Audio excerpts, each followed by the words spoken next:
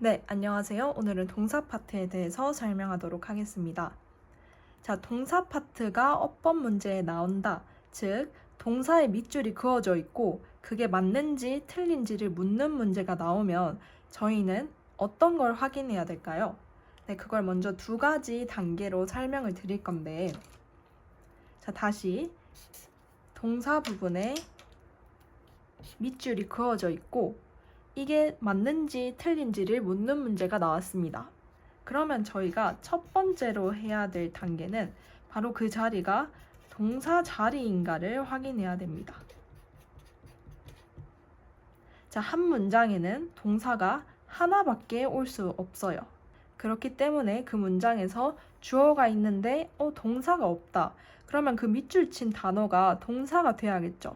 준동사가 아닌 동사가 돼야겠죠. 그래서 그 자리가 동사 자리가 맞다 라고 판단이 되면 저희는 두 번째 단계로 넘어가야 됩니다.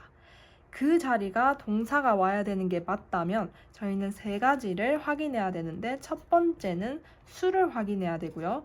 두 번째는 태를 확인해야 되고, 세 번째는 시제를 확인해야 됩니다. 자, 이 순서대로 확인을 해야 되는데 보통 저희가 동사 어법 문제가 나오면 시제가 맞는지 틀린지부터 확인하는 친구들이 굉장히 많습니다.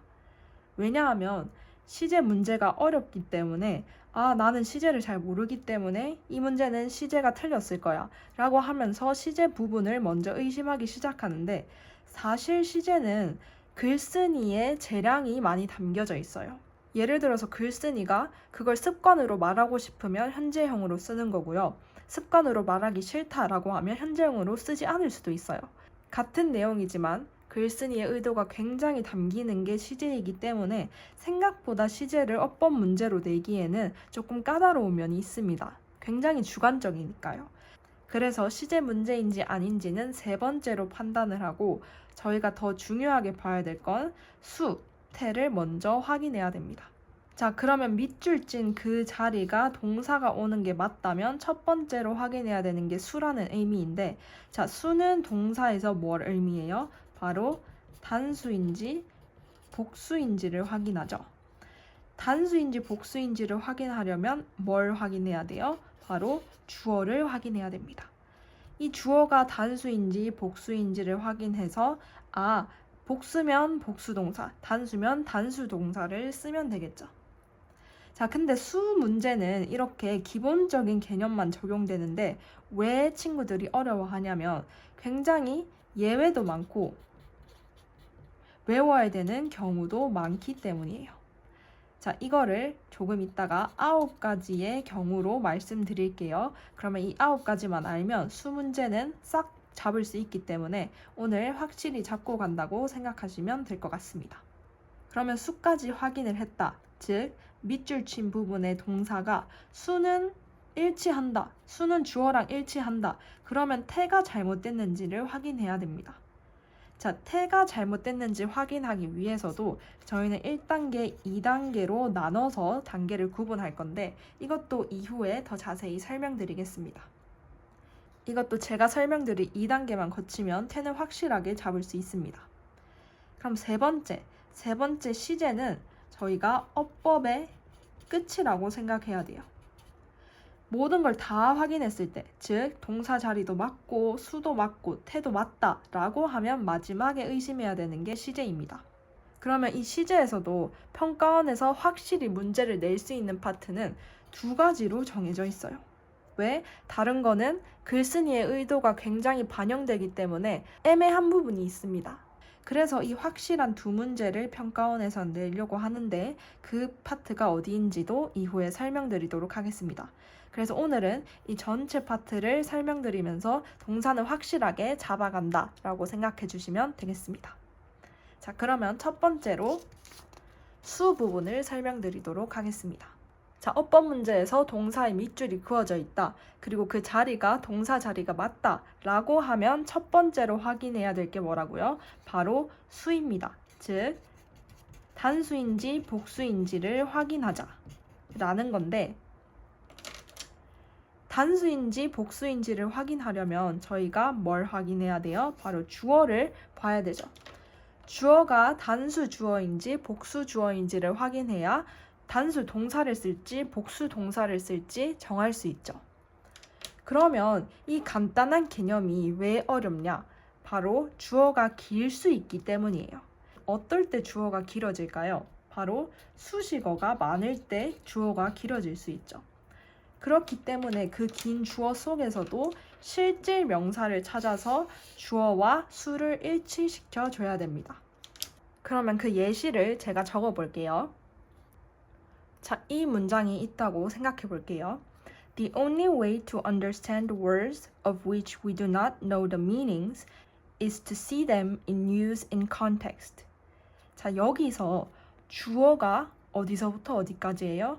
The only부터 쭉 이어져서 meanings까지입니다. 자, 이렇게 긴 주어는 바로 수식어가 많기 때문인데 어디서부터 어디까지가 수식어냐? 바로 여기서부터 여기까지가 다 수식어예요. 그러면 실질 명사 주어, 즉 the only way가 이 문장에서 실질 명사 주어라는 건데 이 the only way는 단수인가요? 복수인가요? 바로 단수죠. 그렇기 때문에 is라는 단수 명사가 쓰인 겁니다. 자, 여기서 헷갈리면 안 되는 게 뒤에 수식 어구에서 마지막에 meanings라고 끝났다고 해서 여기에 포인트를 두고 or을 쓰면 될까요? 안 될까요? 안 됩니다. 왜? 그건 실질 명사 주어가 아니고 수식 어구이기 때문이에요. 실질 명사는 뭐다? The only way이다. 그래서 이 실질 명사의 수에 맞춘 단수 동사, 즉 is를 써야 되는 겁니다. 그래서 긴 주어가 나왔을 때는 꼭 실질 명사 주어와 일치시켜 줘야 된다는 것을 확인하고 두 번째로 넘어가 보면 바로 단수 취급을 해야 되는 경우가 세 가지가 있습니다. 이 세 가지 경우에서는 꼭 단수로 취급을 해줘야 되는데 첫 번째 경우는 바로 구와 절이 주어일 때, 두 번째 경우는 body, thing, one으로 끝나는 것이 주어일 때, 세 번째는 질병, 시간, 거리, 간격, 무게, 과목이 주어일 때입니다. 그럼 각각의 예시를 말씀드리면 이게 어떤 내용인지 더 이해가 잘 가실 거기 때문에 예시를 말씀드리면 Collecting stamps makes her happy 라는 문장이 있다고 생각해 볼게요. 그러면 여기서 주어는 뭐죠? 바로 collecting stamps입니다. 자, collecting stamps에서 마지막에 s로 끝났죠. 그런데 이 전체가 뭐예요? 바로 구입니다. 이 전체가 구이기 때문에 이 자체가 주어가 돼서 구가 주어일 때는 단수를 취급하죠. 그래서 동사는 es가 붙은 단수 동사가 오는 겁니다. 아시겠죠? 절도 마찬가지예요. 문장에서 주어가 절이다 라고 하면 뒤에 단수 동사가 온다 라는 거 확인하시고 두 번째 예시도 적어볼게요. 자, everything goes well 이라는 문장이 있어요. 뭔가 everything이라고 하니까 여러 가지 모든 것을 의미해서 동사가 복수 동사가 오는 게 아닐까라고 생각하실 수 있는데 body, thing, one으로 끝나는 게 주어로 오면 무조건 단수 동사를 써야 됩니다. 그래서 everything이 주어로 왔기 때문에 goes라는 단수 동사가 오는 겁니다. 그럼 마지막으로 무조건 단수 취급을 해주는 경우는 질병, 시간, 거리, 간격, 무게, 과목이 주어일 때인데 이것도 예시 문장을 말씀드리면 Diabetes requires careful monitoring 이라는 문장이 있습니다. 자, 여기서 diabetes는 당뇨병이라는 질병을 뜻해요. 근데 끝에 s로 끝났죠. 그래도 뭐기 때문에 질병이기 때문에 requires s가 붙은 단수 동사가 온 겁니다. 그래서 주어에 질병 외에도 시간, 거리, 간격, 무게, 과목이 주어로 온다면 이와 같이 단수 동사를 써야 되는 겁니다. 아시겠죠? 그럼 세 번째 경우도 볼게요. 자, 세 번째 경우는 주격 관계대명사가 쓰인 문장에서는 선행사와 동사의 수를 일치시켜야 돼요. 이것도 예시 문장을 들어서 설명드릴 건데 There are many pens which are colorful 이라는 문장이 있어요. 여기서는 many pens가 which의 선행사겠죠. 그래서 many pens와 일치시킨 동사가 are 복수 동사가 온 겁니다. 그래서 주격 관계대명사에서는 꼭 선행사와 수를 일치시킨다는 것도 아시면 되는데 자, 저희가 관계대명사는 앞선 강의에서 뭐와 뭐의 합이라고 했죠? 바로 접속사와 대명사의 합이라고 했죠. 자, 그러면 복습할 겸 이 두 문장은 어떤 두 문장이 합해졌고 그 문장에서 어떤 접속사와 대명사가 위치로 바뀌었는지를 생각해 볼게요. 자, 이 문장은 어떤 두 문장이 합해졌을까요? 바로 There are many pens 라는 문장이 하나 있었을 거고, 그리고 many pens are colorful 이라는 두 번째 문장이 있었겠죠. 그 두 문장을 연결시키기 위해서 접속사 and와 대명사 they가 있었을 거예요. 그쵸? There are many pens and they are colorful 이라는 문장이 있었을 건데 and they가 합해져서 which로 바뀌면서 주격 관계대명사로 쓰인 겁니다. 아시겠나요? 자, 이렇게 관계대명사 복습도 해봤고 주격 관계대명사, 즉 which are colorful이 many pens를 수식하는 이런 모양의 주격 관계대명사에서는 선행사 many pens와 동사의 수를 일치시켜줘야 된다라는 것까지 말씀드렸고요. 자, 네 번째 경우는 it, that 강조에서는 강조된 명사와 수를 일치시켜야 됩니다. 이게 무슨 의미인지 예시 문장을 말씀드리면서 또 설명드리면 It is the students that are preparing for the exam 이라는 문장이 있는데 이 문장에서 it is that 이 문장에서 it is that 이 쓰이면서 강조 구문이 완성됐죠. 그러면 이 문장에서 강조된 명사는 어떤 거예요? 바로 그 학생들이라는 게 강조가 됐죠. 그러면 이 강조된 명사와 동사수를 일치시켜야 되기 때문에 the students 복수 명사에서 맞춰서 바로 복수 동사가 쓰인 겁니다. 아시겠나요? 그렇기 때문에 앞으로도 it, that 강조 구문이 나오면 그 사이에 있는 강조된 명사와 뒤에 동사를 일치시켜준다 라는 거 기억하시면서 다음 경우를 볼게요. 자, A of B라는 표현이 나올 때가 있습니다. 그때는 어디에 수를 일치시킨다고요? 바로 B의 수를 일치시킵니다. 바로 뒤에 있는 것에 수를 일치시킨다는 말인데 이것도 예시를 들어서 설명을 드려볼게요. Only 30% of guesses were correct. 자, 여기에 지금 복수 동사가 쓰였죠. 근데 이 복수 동사는 어디에 수를 일치시킨 거라고요? 바로 of 뒤에 있는 guesses라는 복수 명사의 수를 일치시킨 겁니다. 그러면 이 문장에는 어떤 동사가 와야 될지 같이 생각해 볼까요? 자, 3/4 of the Earth's surface water. 자, 이 문장에서는 A가 뭐죠? 3/4입니다. 3/4 바로 S 붙어 있으니까 복수 명사인데 of 뒤에 뭐가 왔죠? The Earth's surface. surface 뒤에 S 있어요? 없어요? 없죠. 바로 단수 명사입니다. 그러면 B의 수를 일치시켜야 되기 때문에 이 뒤에는 어떤 동사가 와야 돼요? 바로 is라는 단수 동사가 와야 됩니다. 아시겠나요? 그래서 바로 B의 수를 일치시킨다. A of B가 나오면 B의 수를 일치시킨다는 점 확인해 주시면 좋겠습니다. 자, 그럼 다음 경우로 넘어가 볼게요. 자, 여섯 번째 경우인데 바로 상관 접속사가 나왔을 때는 어디에 수를 일치시킨다고요? 바로 B의 수를 일치시킵니다. 상관 접속사는 A와 B 사이에 어떤 상관관계가 있는지를 보여주는 접속사가 바로 상관 접속사인데 상관 접속사 중에서 both라는 상관 접속사는 특이하게도 무조건 복수 취급을 합니다.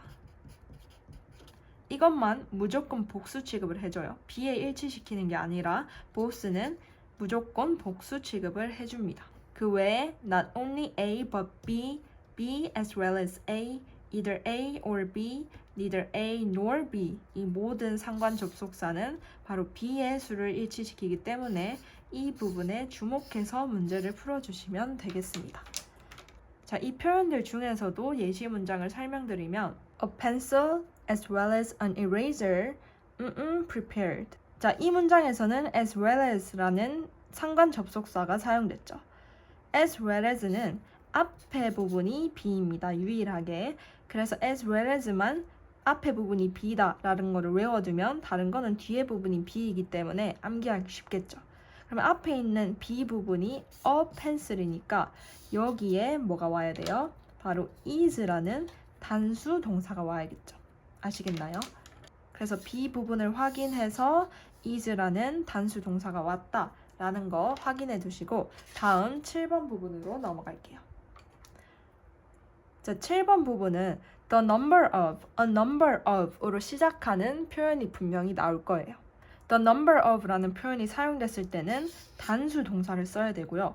a number of라는 표현이 사용됐을 때는 복수 동사를 써야 됩니다. 그래서 앞에 더인지 어인지를 확실히 확인해야 되는데 이 두 가지가 조금 헷갈릴 수 있어요. 그러면 이 두 가지를 어떻게 확실히 구분하느냐 하면 the number of는 숫자라고 생각하면 돼요. the number, 그 숫자. 숫자는 단수를 의미하죠. 그렇기 때문에 무조건 단수 동사를 쓰고요. a number of은 많은 이라는 뜻이에요. 자, 어가 들어갔을 때 많은 이라는 걸 뜻하는 거는 여러분들이 이미 아시고 있는 게 많습니다. 예를 들어서 few랑 a few를 비교했을 때 few는 거의 없다는 뜻인데 어가 붙었을 때 a few라는 거는 조금 있다는 걸 뜻하죠. 자, 그리고 little, a little 이 두 가지를 비교했을 때도 little은 거의 없다라는 뜻인데 a little, 어가 붙으면 조금 있다는 뜻이죠. 이렇게 어가 붙으면 개수가 많다는 걸 뜻하게 되기 때문에 a number of도 많은 이라는 뜻을 가지게 됩니다. 그래서 단수 동사가 아닌 복수 동사를 쓴다 라고 생각하시면 조금 덜 헷갈리실 거예요. 그러면 이 두 가지 경우도 예시를 들어서 설명드리겠습니다. 자, 같은 표현인데 어와 더 차이만 있는 문장을 가져왔어요. 그러면 the number of는 숫자를 의미하니까 뭐가 와야 될까요? 단수 동사인 is가 와야겠죠. a number of는 많은 학생들을 의미하는 거니까 복수 동사 are이 와야겠죠. 그래서 the number of이 왔으면 the number of students is increasing. 이 뒤에 있는 명사에 s가 붙었던지 안 붙었던지 상관없이 the number of이기 때문에 is가 오고 a number of가 쓰였으면 뒤에 복수 명사인지 단수 명사인지 상관없이 바로 복수 동사 are를 써준다는 거 알아두시면 되겠습니다. 그럼 8번째 경우로 넘어가 볼게요. 8번째 경우는 바로 도치된 문장일 때 주의해야 될 점인데 도치된 문장일 때는 동사 뒤에 있는 주어의 수를 일치시켜야 됩니다. 자, 문장이 도치됐다는 건 동사가 앞에 온다는 뜻이에요. 뭐보다? 주어보다. 그렇기 때문에 이 앞에 있는 보어, 전치사구, 부정어구를 주어로 헷갈리면 안 되고 뒤에 있는 주어가 진짜 주어이기 때문에 이 뒤에 있는 것에 수를 맞춰서 동사를 써줘야 됩니다. 그러면 어떤 도치된 문장이 있는지 예시 문장으로 설명드려 볼게요. 먼저 보어가 먼저 와서 도치된 문장을 설명드리면 So beautiful was the sunset 이라는 문장이 있어요. 자, 여기서 so beautiful은 바로 보어죠. 그리고 was라는 동사가 쓰였는데 그 뒤에 있는 sunset이 여기선 주어입니다. 원래는 the sunset was so beautiful 이 순서로 문장이 완성돼야 되는데 so beautiful 너무 예쁘다는 걸 강조하기 위해서 보어가 앞에 왔을 때는 이 동사의 수를 어디에 맞춘다? 바로 뒤에 있는 주어의 수에 맞춘다는 거 알아두시고요.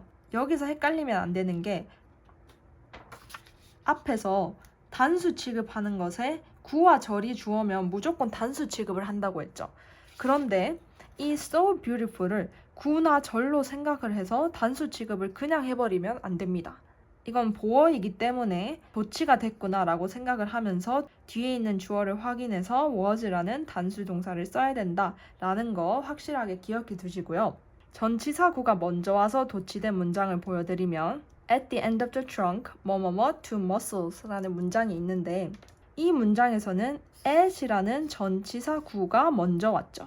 이 전치사구가 먼저 왔고 그 다음 동사 자리고 뒤에 있는 게 그럼 주어다 라는 판단이 서면서 이 주어에 지금 s가 붙었네. 바로 are이라는 복수 동사를 써야겠구나 라는 생각을 해야겠죠.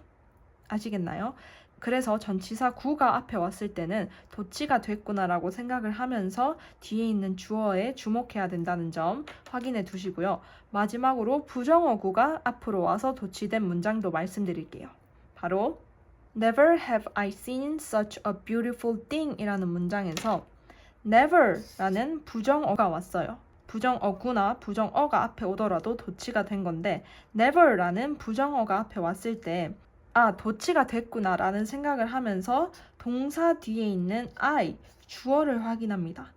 주어가 I이기 때문에 지금 have라는 동사가 온 거예요. 만약에 이 주어가 I가 아니고 he라면 뭐가 와야 될까요? 바로 has라는 3인칭 단수 동사가 와야겠죠. 아시겠나요?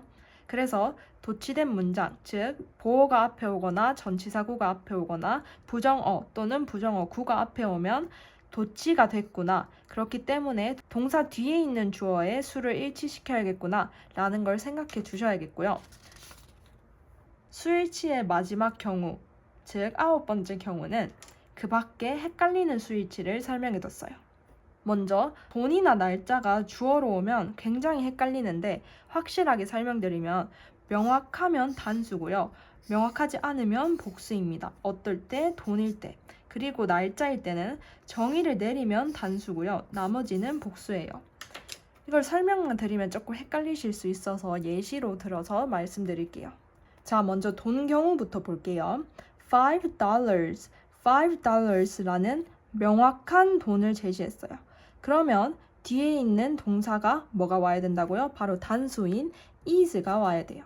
근데 millions of dollars는 그냥 많은 돈이죠. 정확하지 않은 돈이에요. 확실히 $5처럼 확실한 돈이 아니라 그냥 millions of dollars, 많은 돈을 의미하는 거예요. 그러면 정확하지 않기 때문에 복수 동사인 뭘 써야 돼요? 바로 are를 써야 되는 겁니다.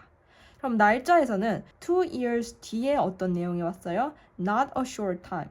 2년은 짧은 시간이 아니야 라고 정의를 내리고 있죠. 정의를 내리면 뭘 써야 된다고요? 바로 단수 동사인 is를 써야 되고 나머지 지금 2 years를 정의하는 상황이 아니죠. 그러면 복수를 써야 됩니다. 그래서 have라는 복수 동사를 써야 되는 겁니다. 아시겠나요? 자, 그러면 다음으로 복수 동사가 오는 명사가 있어요. 이때는 무조건 복수 동사를 써야 되는 명사들입니다. 이 명사가 주어로 오면 무조건 복수 동사를 써야 되는 건데 복수로만 쓰이는 명사의 리스트를 살펴보면 gloves, glasses, spectacles, shoes, trousers, stockings, remains가 있습니다. 자, 이 명사들은 무조건 복수로만 쓰이기 때문에 이 뒤에는 무조건 복수 동사가 옵니다. 자, 사실 이 마지막에 다 s가 붙어 있어요. 그쵸? 그렇기 때문에 그냥 s가 붙었으면 복수 동사를 쓴다 라고만 생각해도 별로 헷갈리시지 않을 건데 보통 이 명사가 나오고 뒤에 있는 동사에 밑줄이 그어져 있을 거기 때문에 이걸 막 외우려고 하기보다는 앞에 그냥 s가 있으니까 뒤에 복수 동사가 오겠거러니 라고 생각하시면 될 것 같습니다.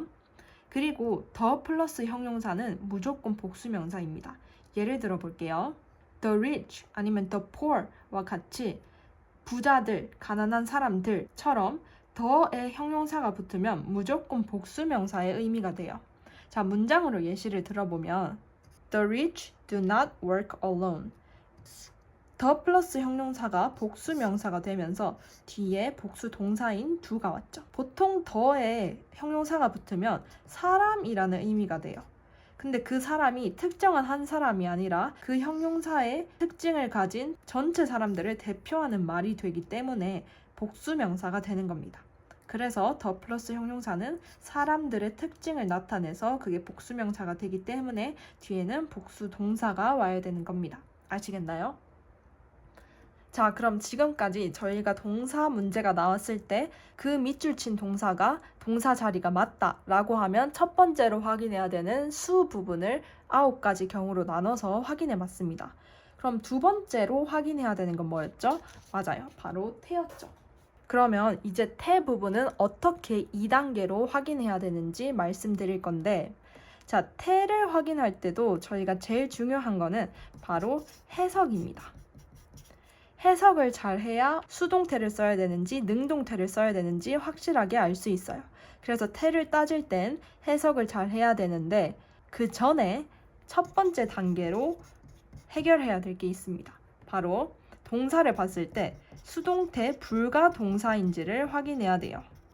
자, 이 부분이 굉장히 중요합니다. 왜? 바로 암기 파트이기 때문인데 이 부분은 여러분이 오늘 안에 확실히 암기를 해야 대부분을 마스터할 수 있습니다. 그러면 수동태 불가 동사에 어떤 게 있는지 쭉 적어 볼게요. 자, 한번 같이 쭉 읽어볼까요?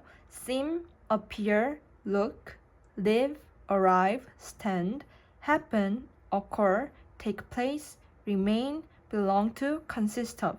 이 동사들은 수동태로 쓰기 불가한 동사인데 무작정 외우려면 암기가 안 되죠.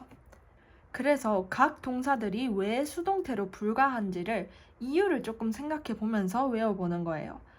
자, 여기 첫 번째 줄에 있는 동사들을 보면 누군가에 의해서 당하는 게 아니라 주체가 스스로 동작을 하는 거죠. seem도 내가 그냥 스스로 뭐처럼 보이는 거예요. 어떤 대상이 그 자체로 그냥 가만히 있어도 어떻게 보이는 걸 seem이라고 하죠. appear도 나타나다죠. 어떤 대상이 나타나는 거지 누군가에 의해서 나타내지는 게 아닙니다. look도 누군가에 의해서 보여지는 게 아니라 보는 거고 live, 사는 것도 내 삶을 누가 대신 사는 게 아니라 내가 사는 거죠. arrive도 내가 도착하는 거지 누군가에 의해서 도착하게 되는 게 아니에요. stand도 내가 서 있는 거지 누군가에 의해서 서게 되는 게 아닙니다. 그래서 첫 번째 줄은 바로 주체가 스스로 하는 동사입니다. 그렇기 때문에 수동태가 불가한 거예요. 자, 두 번째 happen, occur, take place 이 동사들의 공통점을 보면 바로 자연스럽게 일어나는 동사예요. 자연스럽게 일어나는 거기 때문에 누군가에 의해서 당하는 게 아니죠. happen, 일어나다, occur, 발생하다, take place, 일어나다, 열리다 모든 것 자체가 자연스럽게 발생하는 거지 누군가에 의해서 당하는 게 아닙니다. 그렇기 때문에 이 동사들도 수동태로 불가한 동사고요. 세 번째 줄에 있는 동사는 특정 상태나 소속을 나타내죠. 이 동사들도 이미 어디에 소속되어 있거나 어떤 상태인 건데 그래서 이것들도 누군가에 의해서 당하는 게 아닙니다. 남는 것도 누군가에 의해서 남겨진 게 아니라 이미 남아 있는 거고요. belong to도 어디에 속해 있는 거고 consist of도 구성되어 있는 거예요. 누군가에 의해서 당하는 게 아닌 특정 상태나 소속을 나타내고 있습니다. 그래서 요약하면 이 동사들은 모두 내가 스스로 하는 동작이거나 자연스럽게 일어나는 일이에요. 그래서 수동태로 만들 수 없는 거고 쉽게 말해서 누군가에 의해서 일어나는 일이 아니라 내가 하거나 자연스럽게 일어나는 일이기 때문에 수동태 불가동사다 라고 외우면 조금 더 쉽게 암기하실 수 있을 겁니다. 아시겠나요? 자, 그러면 수동태 불가동사인지를 확인했다면 두 번째 단계로 해야 될 건 바로 주어 입장에서 하는지, 주어 입장에서 당하는지를 확인하는 겁니다. 자, 그럼 주어 입장에서 하면 뭐겠어요? 바로 능동이고 주어 입장에서 당하면 수동인 겁니다. 그래서 결국 태는 뭐다? 바로 해석이다. 해석을 해봐야 능동인지 수동인지를 구분할 수 있어요. 아시겠죠?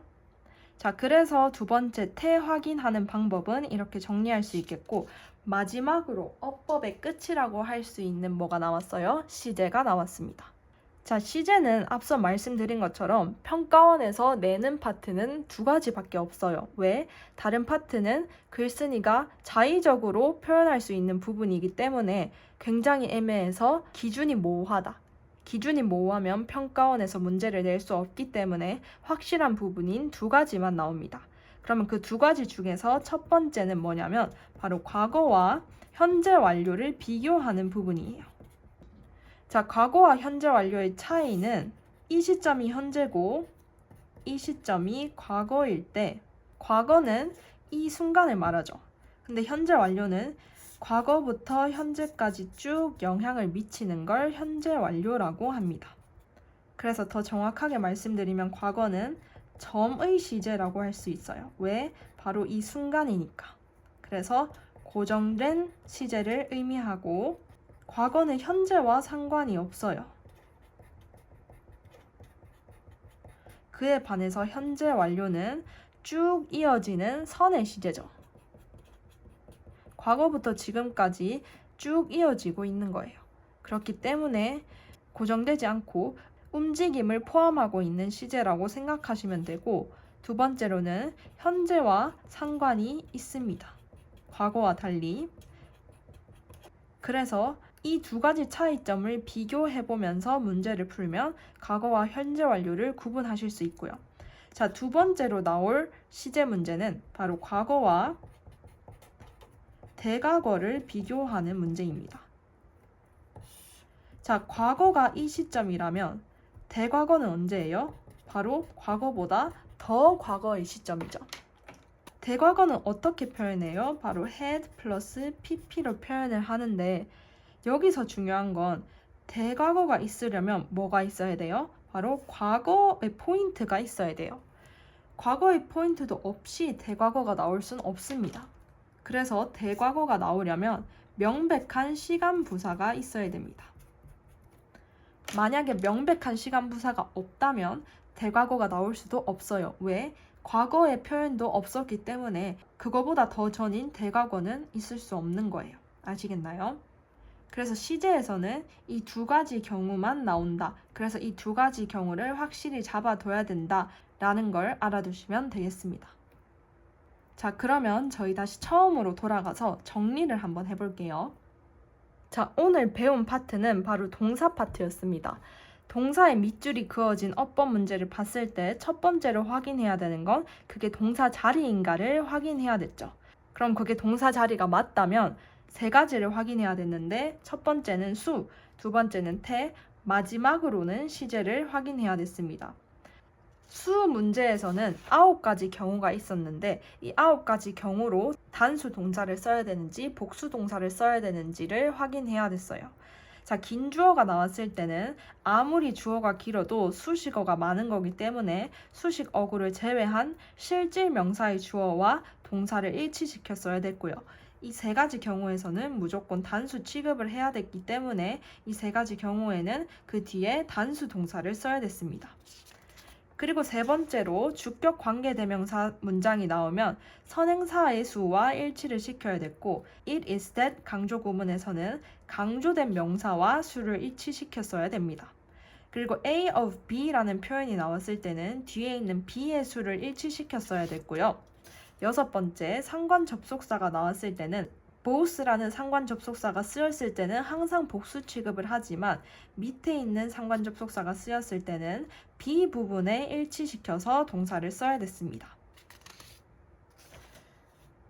그리고 number of라는 표현이 나왔을 때 더가 쓰이면 숫자 자체를 의미하는 거라서 단수 동사를 쓰고, 어가 쓰이면 많은을 의미하는 거기 때문에 복수 동사를 써야 됐고요.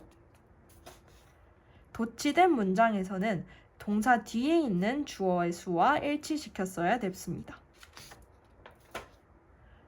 그리고 그 외에 돈과 날짜에서는 명확하고 정의를 내렸으면 단수이고요. 그 외의 경우에는 복수 동사를 써야 됐고, 복수로만 쓰이는 명사는 예시가 이렇게 있었는데 보통 s가 쓰이니까 s 쓰이면 뒤에 복수 동사가 온다는 것만 알아두시면 되고, 더 플러스 형용사는 어떤 특징의 사람을 의미하는 거기 때문에 그 사람 전체를 대표한다는 의미에서 복수 명사의 의미로 쓰인다. 그래서 그 뒤에는 복수 동사가 와야 된다는 거 알아두시면 됐습니다. 그럼 이렇게 9가지 수의 경우를 다 고려를 했으면 두 번째로 확인해야 되는 건 태인데, 태를 확인할 때는 제일 첫 번째로 뭘 확인해야 돼요? 바로 수동태 불가 동사인지 확인해야 됩니다. 만약에 이 동사들이 쓰였으면 수동태로 쓰이면 안 되는 거기 때문에 수동태로 쓰였다 하면 틀린 게 되겠죠. 그럼 수동태 불가 동사가 아니다 라고 하면 두 번째로 해석을 하면서 주어가 당하면 수동, 주어가 직접 하면 능동을 써야 된다는 거 알아두시면 되겠고요. 마지막으로 시제 파트에서는 두 가지 경우만 나올 수 있는데, 과거와 현재 완료를 비교하는 거, 과거와 대과거를 비교하는 거를 확인해 주시면 되겠습니다. 아시겠나요? 자, 이렇게 오늘은 동사 파트를 완벽하게 정리를 해봤는데요. 오늘 수업은 여기까지 하겠고 다음 강의도 기다려 주시면 감사하겠습니다.